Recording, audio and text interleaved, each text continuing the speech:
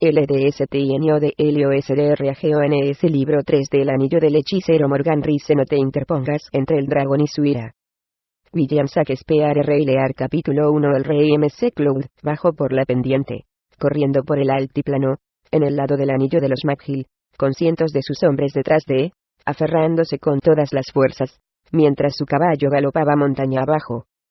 Puso la mano hacia atrás, levantó su látigo, y lo dejó caer con fuerza sobre la piel del caballo. No necesitaba ser arreado, pero a él le gustaba azotarlo de todos modos. Disfrutaba de infligir dolor a los animales. MC Cloud casi salivaba mientras veía el paisaje delante de él, un idílico pueblo de los McGill, con sus hombres en los campos, desarmados, con sus mujeres en la casa, tendiendo la ropa en las cuerdas, apenas vestidas con el clima de verano. Las puertas de las casas estaban abiertas, las gallinas deambulaban libremente. Los calderos ya estaban hirviendo con la cena. Él pensó en el daño que iba a hacer, el botín que podría obtener, las mujeres que arruinaría, y su sonrisa se amplió. Casi podía saborear la sangre que estaba a punto de derramar. Cabalgaron y cabalgaron. Sus caballos retumbaban como un trueno, esparcidos sobre el campo, y finalmente, alguien se dio cuenta: el guardia de la aldea, una excusa patética de soldado, un adolescente, sostenía una lanza, estaba parado y se dio vuelta al escuchar que se acercaban. MC Cloud observó bien al blanco de sus ojos, vio el miedo y el pánico en su rostro. En este puesto soñado, este muchacho probablemente nunca había visto una batalla en su vida. Estaba totalmente desprevenido. MC Cloud no perdió tiempo, quería matar al primero, como siempre había hecho en las batallas. Sus hombres lo sabían bien, como para dejárselo a él. Volvió a dar un latigazo al caballo hasta que se gimió, y ganó velocidad, yendo más adelante que los demás. Alzó la lanza de su ancestro, una cosa pesada de hierro, se inclinó hacia atrás, y la aventó. Como siempre, su objetivo era certero. El chico apenas acababa de girar cuando la lanza cayó en su espalda, atravesándolo y sujetándolo a un árbol, con un ruido silbante. La sangre brotaba de su espalda, y fue suficiente para hacer el día de MC Cloud. MC Cloud soltó un grito corto de alegría, mientras continuaban avanzando a través de la tierra elegida de los McGill, por los tallos del maíz amarillos, meciéndose en el viento, hasta los muslos de su caballo, y hacia la entrada de la aldea. Era un día demasiado hermoso, un cuadro muy hermoso, para la devastación que estaban a punto de crear. Pasaron por la puerta, sin protección de la aldea. Este lugar estaba tontamente situado en las afueras del anillo, cerca de las tierras altas. Deberían haberlo sabido, pensó MC Cloud con desdén, mientras sacaba un hacha, y cortaba la señal de madera anunciando el lugar. Pronto podría ponerle otro nombre. Sus hombres entraron en el lugar, y alrededor estallaron los gritos de mujeres, niños, hombres mayores, o quien sea que estuviera en su casa en este lugar desolado. Había probablemente 100 almas desafortunadas y MC Cloud estaba decidido a hacer que cada uno de ellos pagara. Él levantó su hacha sobre su cabeza mientras se centraba en una mujer en particular, corriendo de espaldas a él, tratando por su vida de volver a la seguridad de su hogar. No iba a suceder. El hacha de MC Cloud le pegó en la parte trasera de su pantorrilla, como era su intención, y ella cayó con un grito. Él no había querido matarla, solo mutilarla. Después de todo, él la quería viva, para el placer que tendría con ella después. Había elegido bien una mujer con larga, salvaje y rubia cabellera y caderas estrechas, de escasos 18 años. Ella sería suya. Y cuando terminara con ella, tal vez la mataría. O tal vez no. Tal vez la mantendría como su esclava. Gritó de alegría cuando cabalgó cerca de ella, y bajó de su caballo a medio paso, cayendo encima de ella, y la tiró al suelo.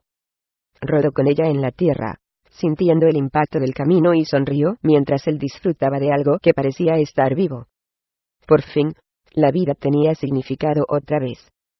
Capítulo 2. Kendrick estaba en el ojo de la tormenta, en la sala de armas, flanqueado por docenas de sus hermanos, todos ellos miembros de los Plateadas, y miró con calma a Darlock, el comandante de la Guardia Real enviado a una misión desafortunada. ¿En qué había estado pensando Darlock?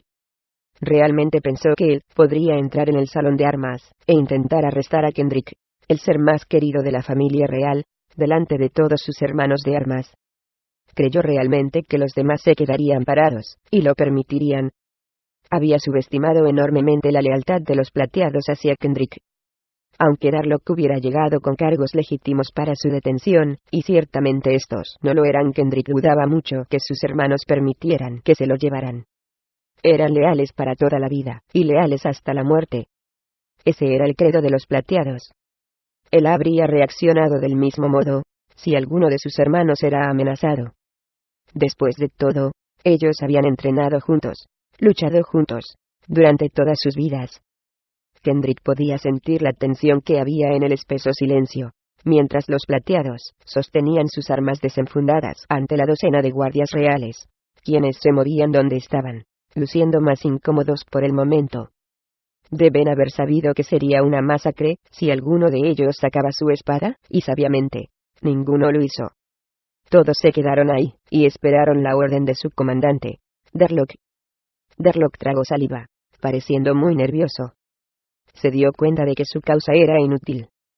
Parece que no has venido con suficientes hombres, respondió Kendrick con calma, sonriendo. Una docena de los guardias del rey contra un centenar de los plateados. La tuya es una causa perdida. Darlock se sonrojó. Se veía muy pálido. Se aclaró la garganta. Mi señor, todos servimos al mismo reino. No quiero pelear con usted. Tiene razón, esta es una lucha que no podemos ganar. Si nos lo ordena, saldremos de este lugar, y volveremos con el rey. Pero sabe que Garrett solo enviaría a más hombres a buscarlo. A otros hombres. Y ya sabe cómo acabará todo esto. Usted podría matarlos a todos, pero, ¿realmente quiere la sangre de sus hermanos en sus manos? ¿Quiere realmente provocar una guerra civil? Por usted, sus hombres arriesgarían sus vidas, matarían a quien fuera. Pero eso es justo para ellos. Kendrick lo miró, y se quedó pensando. Darlock tenía razón. No quería que ninguno de sus hombres saliera herido por culpa suya. Sentía un irrefrenable deseo de protegerlos de cualquier derramamiento de sangre, sin importar lo que eso significara para él. Y por horrible que fuera su hermano Garrett, y por mal gobernante que fuera, Kendrick no quería una guerra civil, por lo menos, no por culpa suya. Había otras maneras. La confrontación directa, había aprendido él, no siempre era la más efectiva. Kendrick alzó la mano, y lentamente bajó la espada de su amigo Atme. Se volvió y se puso frente a los otros plateados. Sentía una enorme gratitud hacia ellos por haberlo defendido. Mis amigos plateados, anunció. Me siento muy honrado por haberme defendido, y les aseguro que no es en vano. Como todos ustedes saben, no tuve nada que ver con la muerte de mi padre, nuestro antiguo rey. Y cuando encuentre a su verdadero asesino, a quien sospecho que ya he encontrado por la naturaleza de estas órdenes, seré el primero en tomar venganza. Fui acusado injustamente. Dicho esto, no quiero ser el que cause una guerra civil. Así que por favor, bajen las armas. Voy a permitir que me lleven pacíficamente, porque un miembro del anillo nunca debe luchar contra otro. Si la justicia existe, entonces la verdad saldrá a relucir, y me devolverán con ustedes inmediatamente. El grupo de los plateados lentamente, a regañadientes, bajó sus brazos, mientras Kendrick se volvía hacia Darlock. Kendrick se adelantó y caminó, con Darlock hacia la puerta, con la guardia del rey rodeándolo. Kendrick caminó con orgullo, al centro, erguido. Darlock no intentó encadenarlo, quizás por respeto o por temor, o porque Darlock sabía que era inocente. Kendrick iría voluntariamente a su nueva prisión. Pero no se rendiría tan fácilmente. De alguna manera limpiaría su nombre, y se liberaría de la mazmorra, y mataría al asesino de su padre. Aunque fuera su propio hermano. Capítulo 3. Gwendolyn estaba en las entrañas del castillo, su hermano Godfrey junto a ella, y miró a Stephen mientras él estaba parado ahí, vacilante, doblando sus manos. Era un personaje extraño, no solo porque era deforme, con la espalda torcida y encorvado, sino que también porque parecía estar lleno de una energía nerviosa. Sus ojos nunca dejaron de moverse, y apretó sus manos entre sí, como si le corroyera la culpa. Se movía en su lugar mientras estaba parado, cambiando de un pie a otro, y tarareaba para sí mismo con una voz ronca. Todos esos años de estar ahí abajo, pensó Gwen, Todos esos años de aislamiento lo habían convertido claramente en un personaje extraño. Gwen esperaba que él se abriera, que revelara lo que le había sucedido a su padre.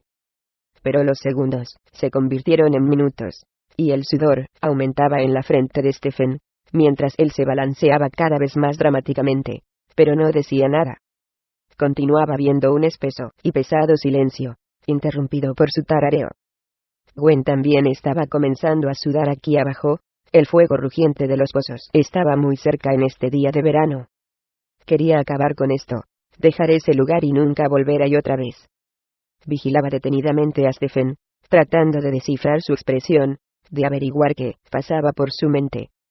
Había prometido decirles algo, pero ahora él había enmudecido. Mientras lo examinaba, parecía que estaba dudando. Se notaba que él tenía miedo, que tenía algo que ocultar. Finalmente, Stephen aclaró su garganta. Algo cayó por la rampa esa noche, lo reconozco, comenzó a decir, sin hacer contacto visual, buscando algún lugar en el piso, pero no estoy seguro de lo que era. Era algo metálico. Sacamos el orinal esa noche, y oí que cayó en el río. Era algo diferente. Entonces, dijo, carraspeando su garganta varias veces mientras retorcía las manos, verán, sea lo que sea, ya se fue a las mareas. ¿Estás seguro?, preguntó Godfrey. Stephen afirmó con su cabeza vigorosamente. Gwen y Godfrey intercambiaron una mirada. ¿Al menos viste lo que era?, Godfrey preguntó presionando. Stephen negó con la cabeza. Pero tú mencionaste una daga. ¿Cómo sabías que era un puñal, si no lo viste?, preguntó Gwen. Ella sabía que él estaba mintiendo, pero simplemente no sabía por qué. Stephen aclaró su garganta. Yo dije eso, porque creí que era una daga, respondió. Era pequeña, y de metal. ¿Qué otra cosa podría ser? Pero, ¿te fijaste en el fondo de la olla?, preguntó Godfrey. ¿Después de que lo tiraste? Tal vez esté aún en la olla, en la parte inferior. Stephen negó con su cabeza.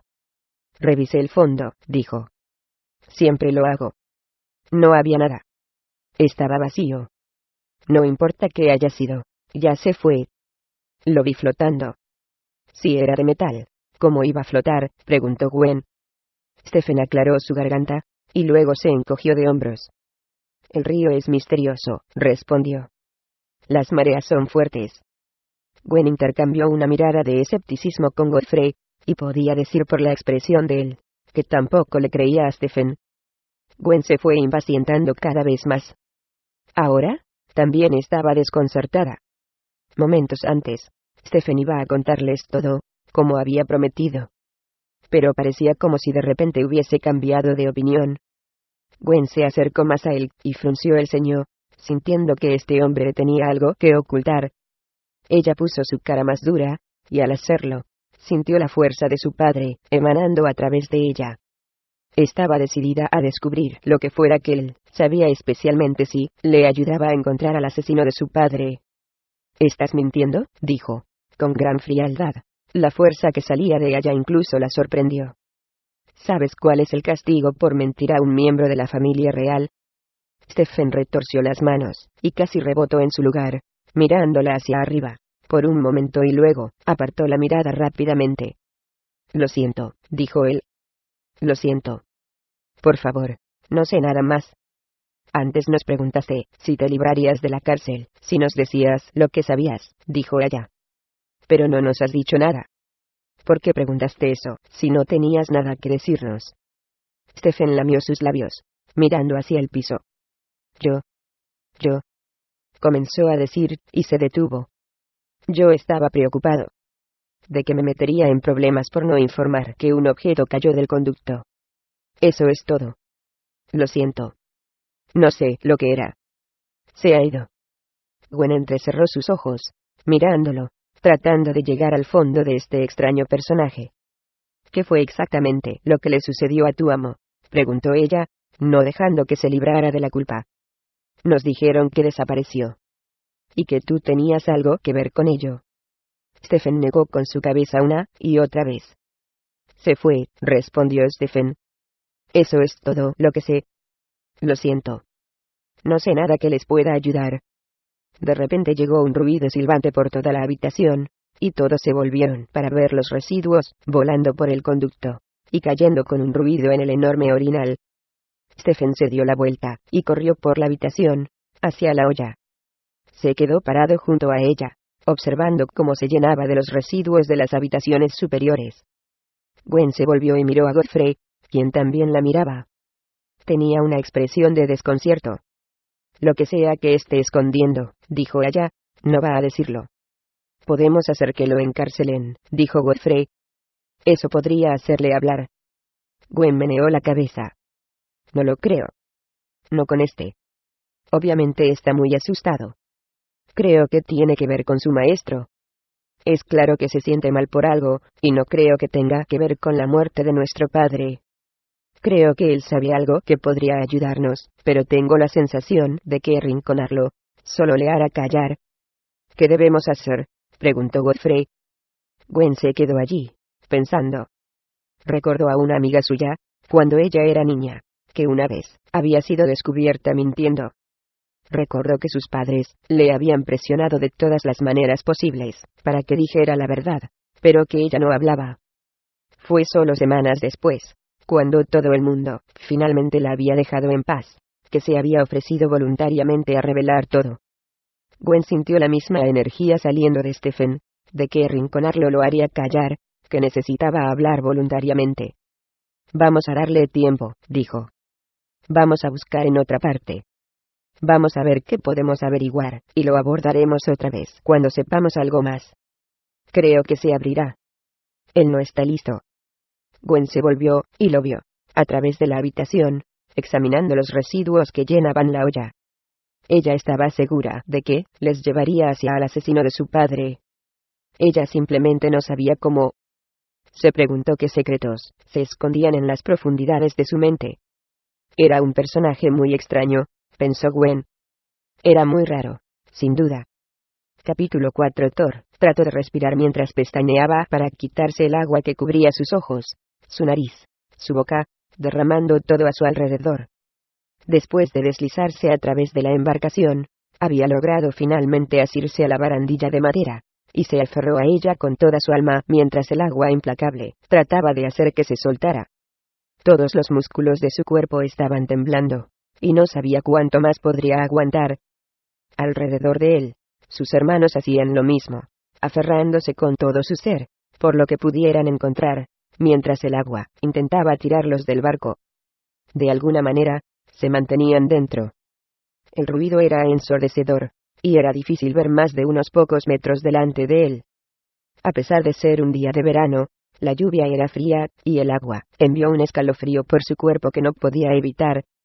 Colt estaba ahí parado, ceñudo, con las manos sobre sus caderas, como si fuera inmune a la lluvia, y vociferando a todos a su alrededor.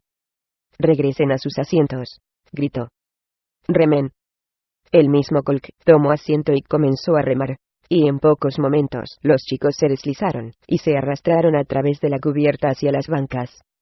El corazón de Thor latía aceleradamente mientras se soltaba y luchaba para atravesar la cubierta.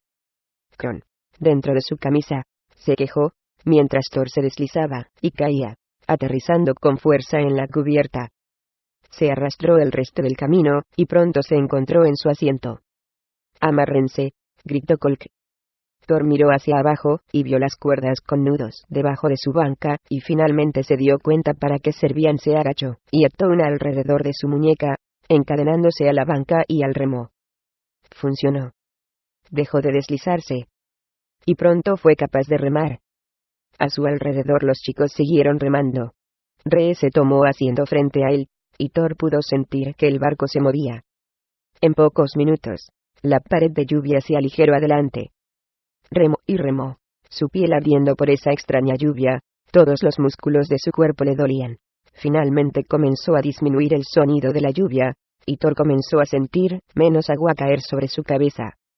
En unos momentos más, entraron en un cielo soleado. Thor miró, sorprendido. Estaba completamente seco, brillante.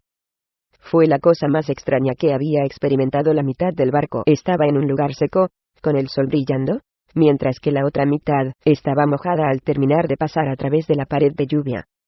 Finalmente, todo el barco estaba bajo un cielo azul claro y amarillo, con el calor del sol sobre ellos. Ahora había silencio. La pared de lluvia desaparecía rápidamente, y todos sus hermanos de armas se miraban unos a otros, aturdidos. Era como si hubieran pasado por una cortina, hacia otro reino. ¡Alto!, gritó Colk. Todos los chicos alrededor de Thor bajaron sus remos con un gemido colectivo, jadeando, recuperando el aliento. Thor hizo lo mismo, sintiendo que cada músculo de su cuerpo temblaba y agradecía tener un descanso. Se desplomó, jalando aire, y trató de relajar sus músculos doloridos mientras su barco se deslizaba en estas aguas nuevas. Thor finalmente se recuperó, y se quedó parado mirando a su alrededor. Miró hacia el agua, y vio que había cambiado de color, era de un ligero color rojo brillante. Habían entrado en un mar diferente. Es el mar de los dragones, dijo Reese, que estaba junto a él, mirando también con asombro. Dicen que es rojo por la sangre de sus víctimas. Thor miró hacia abajo. Hacía burbujas en ciertos lugares, y a lo lejos, emergían del agua, momentáneamente, extrañas bestias y después se sumergían. Ninguna se quedaba el tiempo suficiente para que él pudiera verla bien, pero no quería arriesgarse e inclinarse más cerca. Thor dio vuelta, y miró todo, desorientado. Todo aquí, en este lado de la pared de lluvia, parecía tan raro, tan diferente. Incluso hubo una ligera niebla roja en el aire, volando bajo sobre el agua. Él examinó el horizonte, y vio docenas de pequeñas islas, dispersas, como piedras rodantes en el horizonte. Hubo una fuerte brisa, y Colquión pasó adelante, y vociferó: «¡Levanten las velas!». Thor saltó a la acción con todos los chicos alrededor de él, agarrando las cuerdas, y elevándolas para atrapar la brisa. Las velas se elevaron, y una ráfaga de viento las movió. Thor sintió que el barco se movía más rápido que nunca debajo de ellos, y se dirigieron a las islas. El barco se sacudió sobre las olas enormes, ondulantes, que se levantaban de la nada, moviéndose suavemente hacia arriba y hacia abajo. Thor logró abrirse paso hacia la proa, se inclinó contra la borda, y se asomó. Reese apareció junto a él, y O'Connor llegó del otro lado. Todos estaban uno junto al otro, y Thor observaba cómo la cadena de islas se acercaba rápidamente. Allí permanecieron en silencio durante mucho tiempo. Thor saboreaba la brisa húmeda mientras su cuerpo se relajaba. Finalmente, Thor se dio cuenta de que se dirigían a una isla en particular. Se hizo más grande, y Thor sintió un escalofrío al darse cuenta de que habían llegado a su destino. «Es la isla de la niebla», dijo Reese, sorprendido. Thor la examinó, maravillado. Empezó a tomar forma. Era rocosa y escarpada, estéril, y se extendía varios kilómetros en cada dirección, larga y estrecha, en forma de herradura. Enormes olas se estrellaban contra sus orillas, rugiendo incluso desde aquí, creando enormes rocíos de espuma mientras se encontraban con grandes rocas. Allí estaba una franja pequeñita de tierra, más allá de las rocas, y después un muro de acantilados que se disparaba hacia el cielo.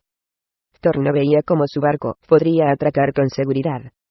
Además de lo extraño de este lugar, una niebla roja permanecía en la isla, como un rocío, brillando en el sol.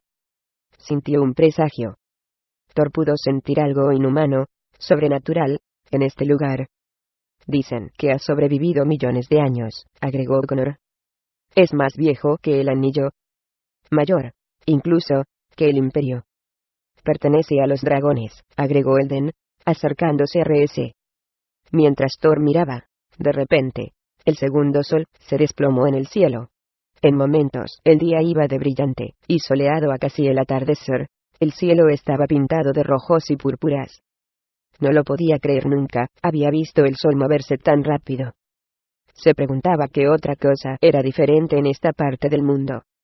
«¿Un dragón vive en esta isla?», preguntó Thor. Elden meneó la cabeza. «No, dicen que vive cerca. Dicen que la niebla roja se debe al aliento de un dragón. Respira por la noche en una isla vecina, y el viento lo lleva y cubre la isla durante el día». Thor oyó un ruido repentino. Al principio parecía un retumbo, un trueno, largo y bastante fuerte como para sacudir el bote. Kron, aún en su camisa, agachó la cabeza y gimió. Todos los demás se giraron, y Thor se volvió también, y observó. En algún lugar del horizonte, pensó que podía ver el contorno débil de las llamas, lamiendo la puesta del sol, después desapareciendo en un humo negro, como un pequeño volcán en erupción. Es el dragón, dijo Reese. Ahora estamos en su territorio. Thor tragó saliva, asombrado. Pero entonces, ¿cómo podemos estar seguros aquí?, preguntó Connor. No estarán seguros en ningún lugar, resonó una voz. Thor giró para ver a Colk allí parado, con las manos en la cadera, mirando el horizonte sobre sus hombros. Ese es el motivo de los 100, vivir con el riesgo de la muerte cada día. Esto no es un ejercicio. El dragón vive cerca, y no hay nada que le impida atacar. Es probable que no lo haga, porque él cuida celosamente su tesoro en su propia isla, y a los dragones no les gusta dejar su tesoro desprotegido. Pero escucharán sus rugidos, y verán sus llamas por la noche. Y si lo hacemos enojar de alguna manera, no saben lo que podría suceder. Thor escuchó otro retumbo, observó otra ráfaga de fuego en el horizonte, y vio cómo se acercaban más y más a la isla, con las olas estrellándose contra ella. Él miró los empinados acantilados, una pared de roca, y se preguntó cómo sería, si alguna vez llegaran a la cima, a tierra plana y seca. Pero no veo un muelle donde atracar un barco, dijo Thor. Eso sería demasiado fácil, dijo Colk. Entonces, ¿cómo llegaremos a la isla?, preguntó Connor. Colk sonrió, con una sonrisa malvada. Nadando, dijo. Por un momento, Thor se preguntaba si estaba bromeando. Pero luego se dio cuenta, por la mirada en su cara, que no era así. Thor tragó saliva. Nadando, Reese repitió, incrédulo. Esas aguas están repletas de criaturas, dijo Elden. Oh, eso es lo de menos, continuó diciendo Colk. Las mareas son traicioneras. Los remolinos los jalarán hacia abajo. Las olas los estrellarán en esas piedras escarpadas. El agua estará caliente. Y si logran ir más allá de las rocas, tendrán que encontrar una forma de escalar los acantilados, para llegar a tierra firme. Si las criaturas marinas no los atrapan primero. Bienvenidos a su nuevo hogar. Thor se quedó ahí parado, con los demás, cerca de la borda, mirando hacia el mar de espuma debajo de él. El agua se arremolinaba debajo de él como un ser viviente. La marea se volvía más fuerte a cada segundo, moviendo el barco, haciendo más difícil mantener su equilibrio. Abajo, las aguas enfurecidas se agitaban, en un rojo brillante que parecía contener la sangre del mismo infierno. Lo peor de todo, como Thor observó de cerca, es que las aguas estaban agitadas cada pocos metros hacia la superficie de otro monstruo del mar, elevándose, chasqueando sus dientes largos, luego sumergiéndose.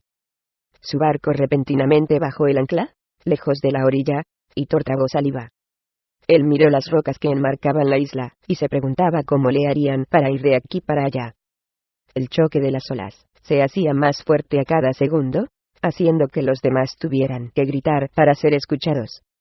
Al mirar, bajaron varios botes pequeños al agua, luego fueron guiados por los comandantes, lejos del barco, a unos 27 metros. No lograrían llegar tan fácilmente, tendrían que nadar para llegar a ellos. De solo pensarlo, Thor sintió náuseas. «¡Salten!», gritó Colk.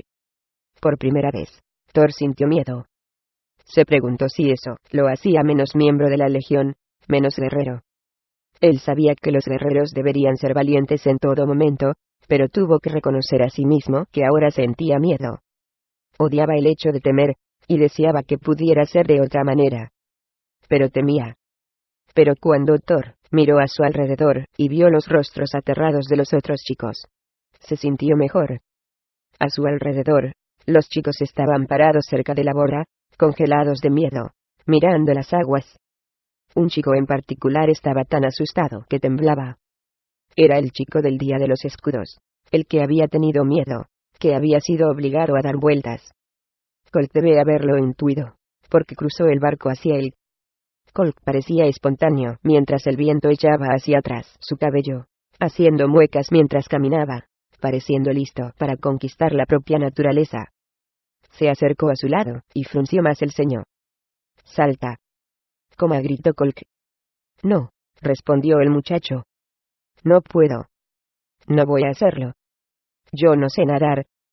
Lléveme a casa». Colk se acercó al muchacho, ya que empezaba a alejarse de la borda, Lo agarró por la parte trasera de su camisa, y lo levantó del suelo. Entonces aprenderás a nadar, Colt gruñó, y luego, ante la incredulidad de Thor, lanzó al muchacho por la borda. El muchacho salió volando por el aire, gritando, mientras se desplomaba unos 4.5 metros hacia el mar con espuma. Aterrizó con un chapoteo, después flotó hacia la superficie, agitándose, tratando de respirar. ¡Auxilio!, gritó él. ¿Cuál es la ley primera de la Legión?, gritó Colt, volteando a ver a los demás chicos en el barco, ignorando al muchacho que estaba en el agua. Thor estaba poco consciente de la respuesta correcta, pero también estaba muy distraído por la visión del muchacho, ahogándose por debajo, para responder. Para ayudar a un miembro de la Legión en necesidad, Elden gritó. Y está necesitado. Colt gritó, señalando al muchacho. El chico levantó sus brazos, subiendo y bajando del agua, y los otros chicos estaban parados en cubierta, mirando. Todos estaban demasiado asustados para lanzarse al agua. En ese momento, algo raro le pasó a Thor. Al centrarse en el muchacho que se ahogaba, todo lo demás quedó atrás. Thor ya no pensaba en sí mismo. El hecho de que podría morir nunca pasó por su mente. El mar, los monstruos, las mareas. Todo se desvanecía. En lo único que podía pensar era en rescatar a alguien. Thor se acercó a la amplia borda, dobló sus rodillas, y sin pensarlo, saltó alto en el aire, de cara hacia el rojo burbujeante de las aguas que estaban abajo. Punto.